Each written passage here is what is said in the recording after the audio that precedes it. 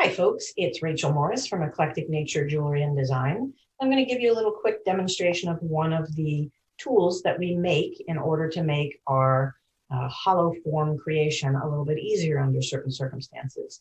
What I'll be doing is demonstrating making a bent wire, binding wire twist that holds your metal together. And so I'm going to shift over to my bench block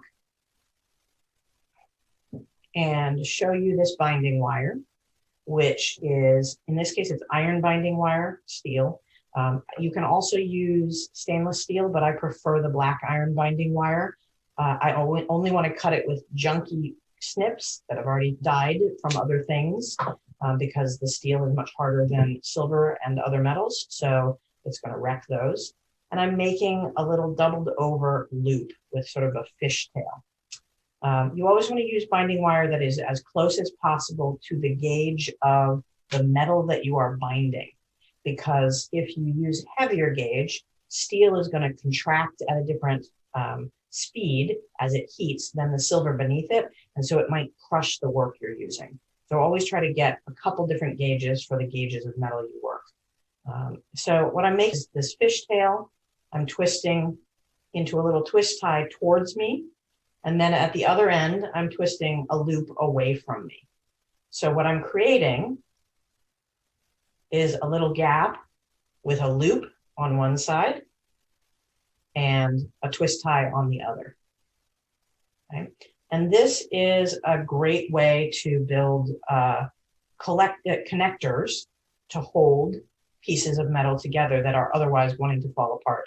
So this project is 2 domed, dapped, already filed and sanded pieces of a lentil that I need to solder together. And if I can't hold them firmly together, they're going to slide as I solder. So I have a little bit more room in this than I need. So I'm going to actually take my twist tie and bring it a little bit closer. Because what I'm doing is I'm making, these become the little levers that allow me to tighten down on my work.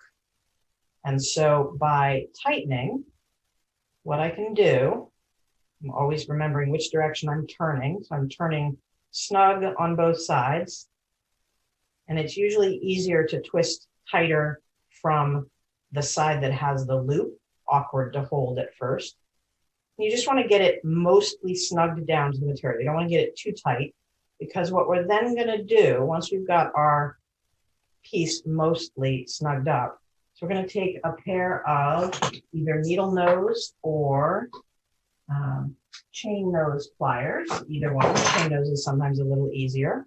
And we're going to create a little Z by twisting in the middle. You may have to reposition a couple times. But the Z is what tightens it down and makes a little connector to hold it in place. You can see as I put the Z in both sides, it's becoming snugger. And so the Z is what actually does the last of the tightening. If I ever feel it slipping, I can still do a little twist. But by doing that, I've got it held exactly where I want it. Now, right now, my Z is going across the hole. If I had a much larger gap, I would not want to cross the gap with the steel binding wire, because it's a space where the heat can gather and it can collapse the edges down. So for example, if this were across the top of a box that was open, I would make hooks along the sides of the box, and I would tighten down from each of those hooks rather than cutting across it.